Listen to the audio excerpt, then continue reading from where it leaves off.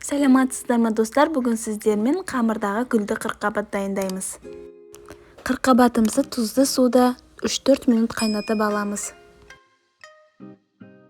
Соусы үшін ұнға тұз, құртылған сарымсақ, құртылған пияз ұнтағаны, жүгері крахмалы және аздап разрыхитель.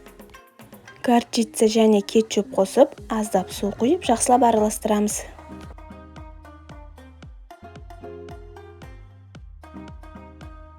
3-4 минут қайнаған қырыққабатты судан сүзіп алып, суытып, дайын болған соусымызға малап, нан үгіндісіне аунатып аламыз. Сосын қызып тұрған майда қызыл түске кіргенше қуырып аламыз.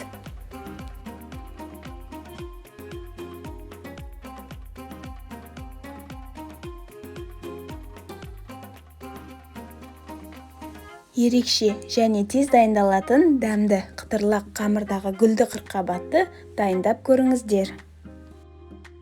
Сіздерге ұнайды деген үміттемін.